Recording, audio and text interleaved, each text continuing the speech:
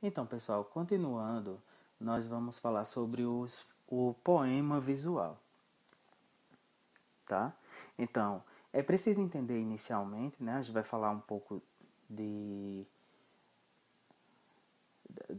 da literatura, né? Do âmbito literário, que vocês só vão ver, de fato, com mais profundidade, com mais detalhamento mais à frente. Mas é importante essa introdução para que vocês possam entender o que é que a gente está falando. Por que poema visual?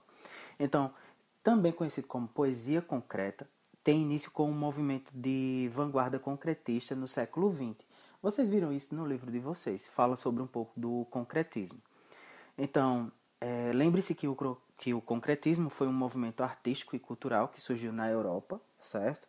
E no Brasil ele despontou em meados da década de 50, mais precisamente em São Paulo, na Exposição Nacional de Arte Concreta, que ocorreu no Museu de Arte Moderna de São Paulo em 1956. O concretismo aqui no Brasil ele foi fundado por três pessoas: Décio Pignatari, Haroldo de Campos e Augusto de Campos. Eles ficaram mais conhecidos como os Irmãos Campos. O grupo chamado, né, os três se auto-intitularam de Neugandres. Mais tarde, eles produziram uma revista literária que levava o nome do grupo. O movimento propunha uma nova linguagem literária, no entanto, ele não se restringia somente ao campo literário, né, apresentando também diversas manifestações na música e nas artes plásticas. O poema visual, também chamado de poema objeto, certo?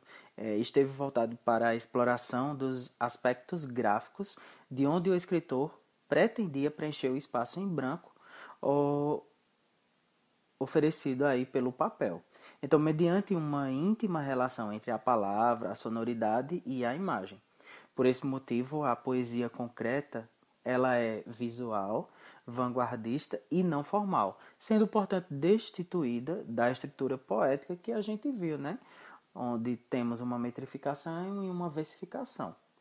Esse tipo de estrutura poética foi explorada no movimento moderno e até os dias de hoje é utilizado por diversos escritores e músicos contemporâneos. Por exemplo, o Arnaldo Antunes, ele é adepto do poema visual, tá? Então, o conceito de poema visual, como o próprio nome nos indica, é aquele onde os recursos visuais são abundantemente explorados, embora eles não excluam outras possibilidades literárias, sejam elas sonoras ou verbais, por exemplo. Mas, de modo geral, a sua característica predominante é o uso dos elementos, como o próprio nome diz, visuais, ou seja, tudo aquilo que dá a ideia de movimento e dinamicidade. Características. Então, as características do poema visual é o uso da linguagem verbal e não verbal, certo? O experimentalismo poético, tá?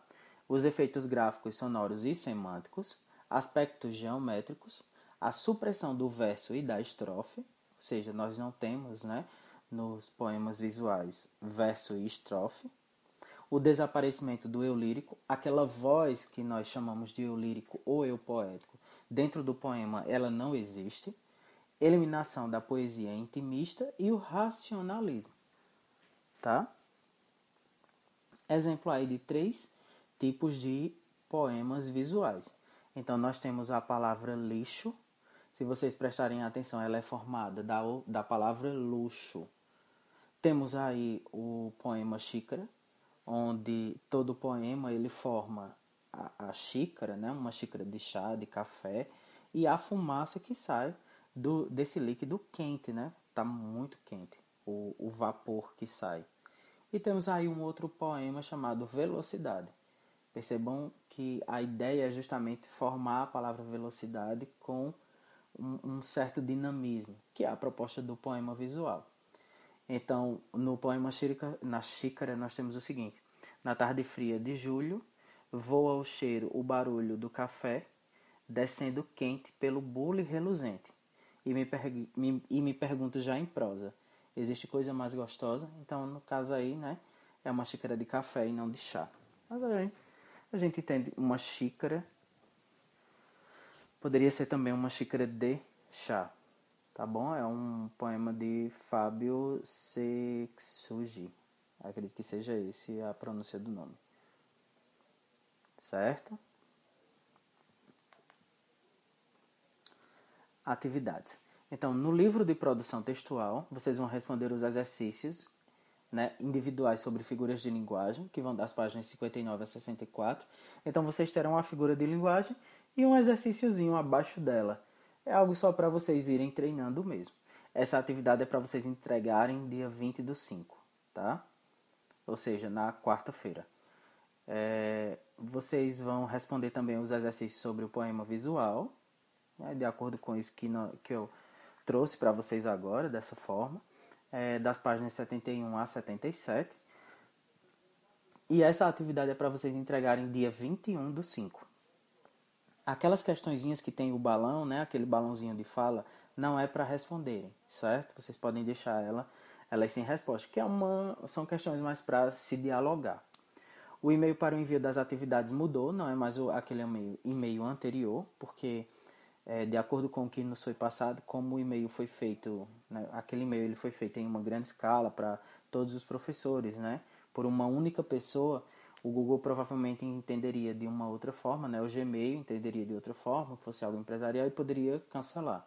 Então, nos foi pedido que a gente mudasse para outro e-mail. Então, estou passando para vocês o e-mail qual vocês terão que enviar as atividades. Então, o e-mail é o prof.edsonvasconcelos@gmail.com, certo? Estarei recebendo agora as atividades a partir desse e-mail. Qualquer dúvida, entre em contato. O horário para enviar as atividades, que eu não coloquei aqui, certo? Mas eu vou falar para vocês, é até as 23h59 do dia. É um horário padrão, tá? Justamente para que vocês tenham tempo suficiente para fazerem as atividades e mandar, para não ficar nada muito apertado, tá bom? Qualquer dúvida, entre em contato no WhatsApp, como vocês sabem. Podem me procurar para tirarem todas as dúvidas, tá bom? Até a próxima aula. Tchau, tchau.